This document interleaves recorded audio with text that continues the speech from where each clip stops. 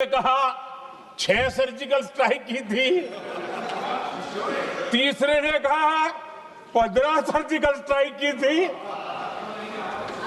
जितना बड़ा नेता उतना बड़ा आंकड़ा चल रहा था।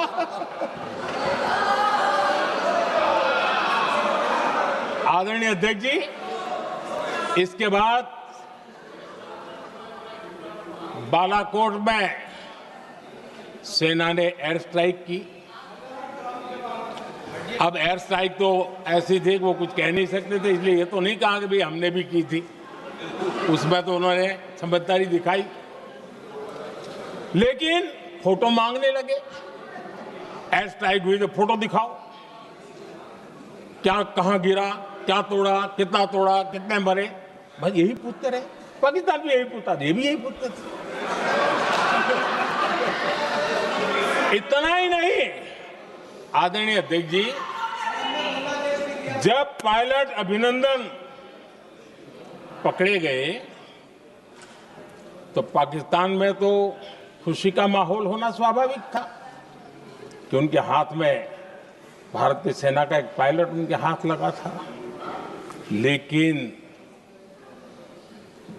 यहां पर भी कुछ लोग थे जो कानों कानों में कह रहे थे, अब मोदी फंसा, अब अभिनंदन में आए, मोदी ला करके दिखा दे, अब देखते हैं मोदी क्या करता है। आज डंके की चोट पर अभिनंदन वापिस आएगा।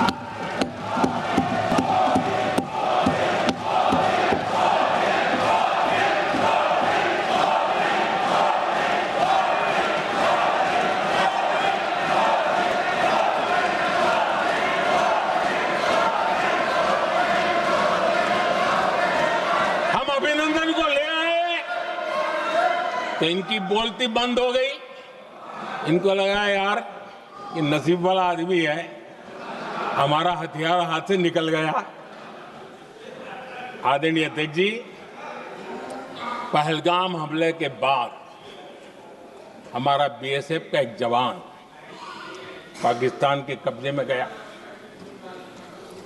तो फिर इनको लगा वाह, बड़ा मुद्दा हाथ में आ गया है, अब मोदी फंस जाएगा। अब तो मोदी की फजीयत जरूर होगी।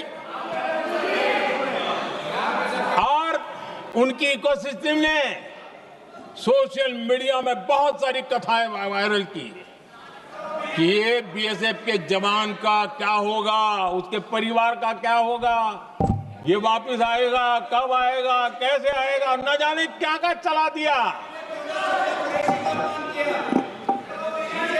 आदरणीय अध्यक्ष जी, बीएसएफ का वो जवान भी आन बान शान के साथ वापस आया।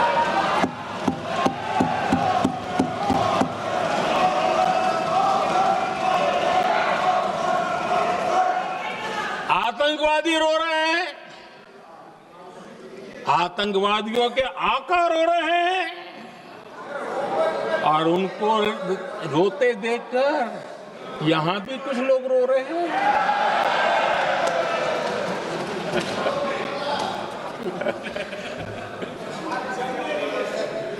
अब देखिए, सर्जिकल स्ट्राइक चल रही थी, उसके बाद उन्होंने एक खेल खेलने की कोशिश की, बात जमी नहीं। एयर स्ट्राइक हुई तो दूसरा खेल खेलने की कोशिश की, वो भी जमी नहीं। जब ये ऑपरेशन सिंदूर हुआ तो उन्होंने नया पैंतरा शुरू किया। और क्या शुरू किया? रोक क्यों दिया? पहले तो मानने को तैयार नहीं थे कि मुक्त करते, अब कहते रोक क्यों दिया। वाह बयान बहादुरों,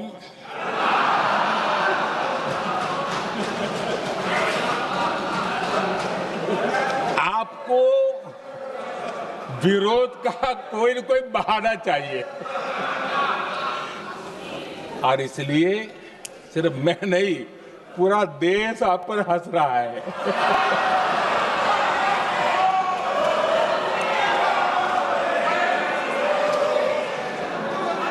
आदरणीय अध्यक्ष जी, सेना का विरोध,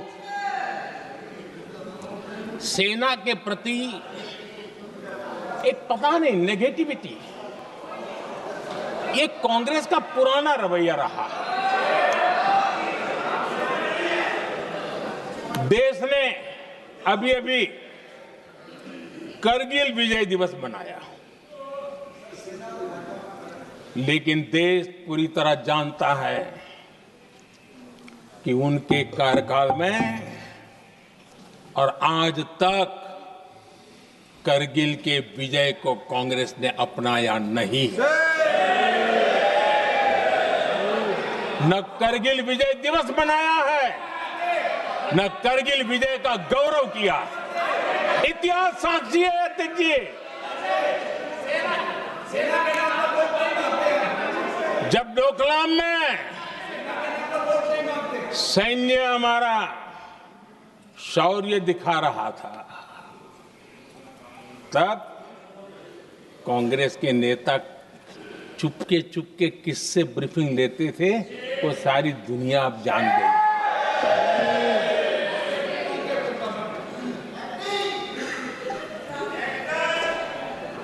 आप निकाल दीजिए पाकिस्तान के सारे बयान और यहां हमारा विरोध करने वाले लोगों के बयान, फुल स्टॉप कॉमा के साथ एक है। क्या कहेंगे इसको? और बुरा लगता है सच बोलते हैं तो। पाकिस्तान के साथ सुर में सुर मिला दिया जाता है। आदरणीय अध्यक्ष जी, देश हैरान है, कांग्रेस ने पाकिस्तान को क्लीन चिट दे दी है।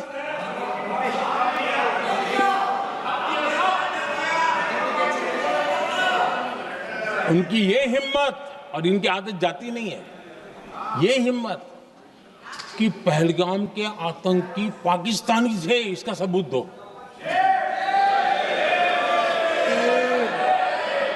क्या कह रहे हो तुम लोग? तो कौन सा तरीका है? और यही मांग पाकिस्तान कर रहा है जो कांग्रेस कर रही है। और आदरणीय अध्यक्ष जी, आज जब सबूतों की कोई कमी नहीं है, सब कुछ आंखों के सामने दिखता है, तब ये हालत है। अगर ये सबूत ना होते तो क्या करते ये लोग, आप बताइए। आदरणीय अध्यक्ष जी,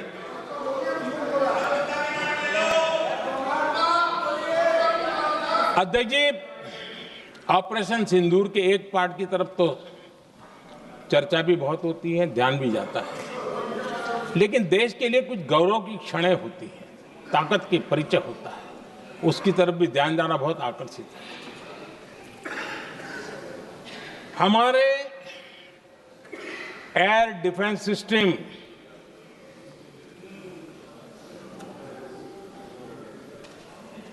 दुनिया में इसकी चर्चा है। हमारे एयर डिफेंस सिस्टम ने पाकिस्तान की मिसाइल और ड्रोन्स उसको तिनके की तरफ बिखेर दिया था।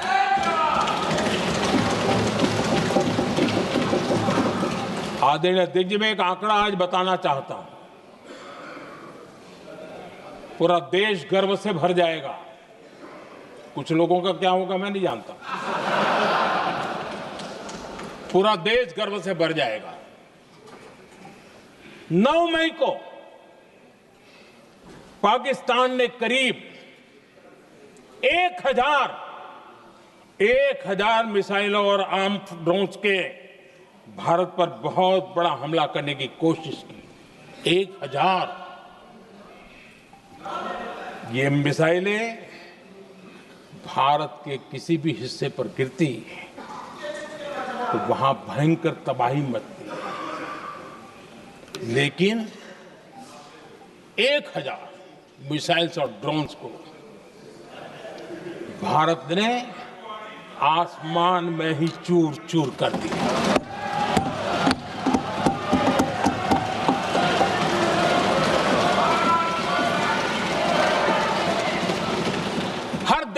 देशवासियों को इससे गर्व हो रहा। लेकिन जैसे कांग्रेस के लोग इंतजार कर रहे थे, कुछ तो गड़बड़ होगी यार, मोदी मरेगा, कहीं तो फंसेगा।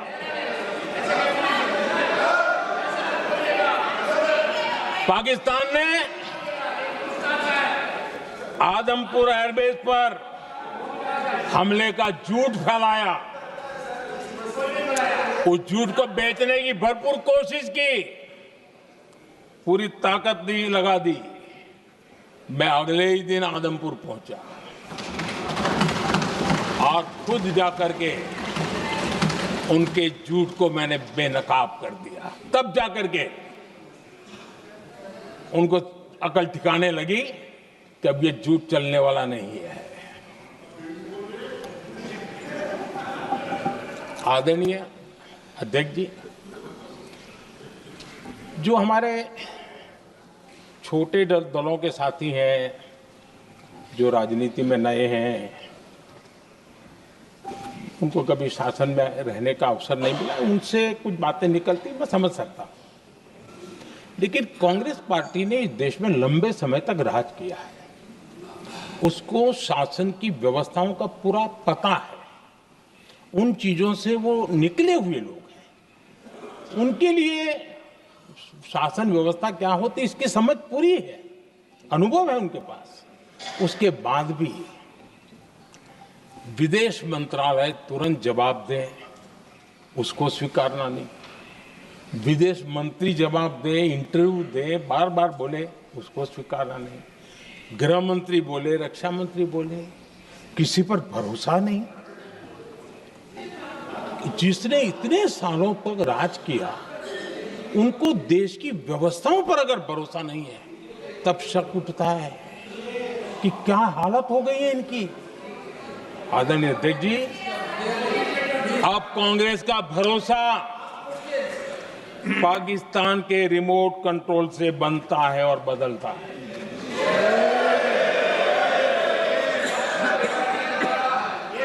आदरणीय अध्यक्ष जी,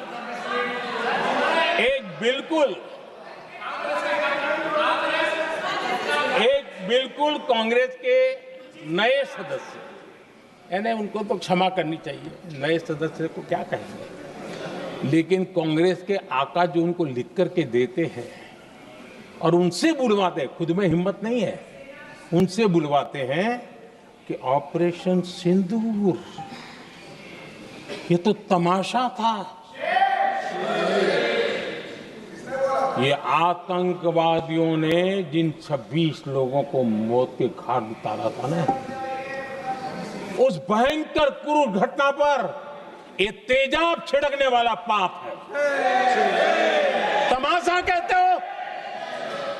आपकी असहमति हो सकती है, और ये कांग्रेस के नेता बुलवाते हैं।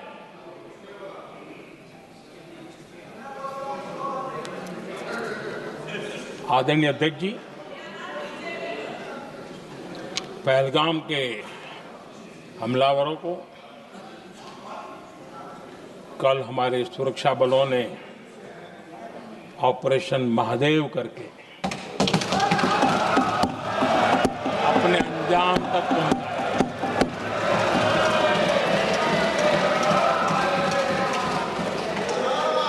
लेकिन मैं हैरान हूं, यहां ठहाके लगा के पूछा गया कि आखिर ये कल ही क्यों हुआ।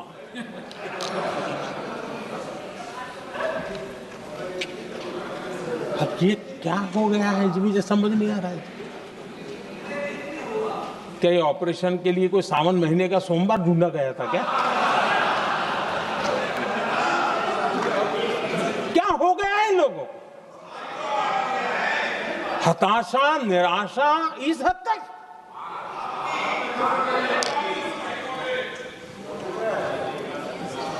और देखिए मजा, पिछले कई सप्ताह से हाँ ऑपरेशन सिंदूर वगैरह तो ठीक है, पहलगाम के आतंकियों का क्या हुआ, पहलगाम के आतंकियों का अब हुआ तो कल क्यों हुआ?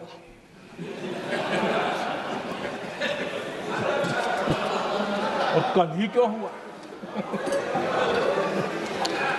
क्या हाल है अध्यक्ष जी का। आदरणीय अध्यक्ष जी,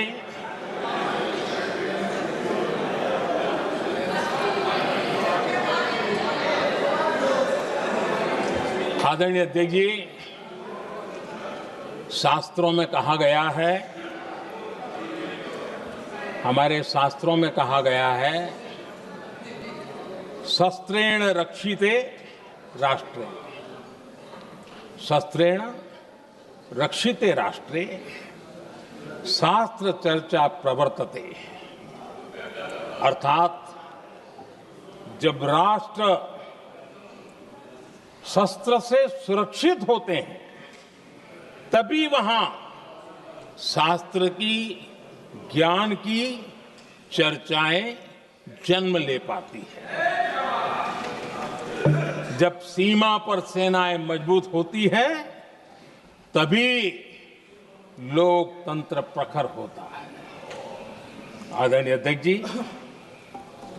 ऑपरेशन सिंदूर बीते दशक में भारत की सेना के सशक्तिकरण का एक साक्षात प्रमाण है। ऐसे ही नहीं हुआ है। कांग्रेस के शासन के दौरान सेनाओं को आत्मनिर्भर बनाने के संबंध में सोचा तक नहीं जाता था। आज भी आत्मनिर्भर शब्द की मजाक उड़ाई जाती है। वैसे वो महात्मा गांधी से आया हुआ है, लेकिन आज भी मजाक उड़ाई जाती है। हर रक्षा सौदे में कांग्रेस अपने मौके खोजती रहती थी।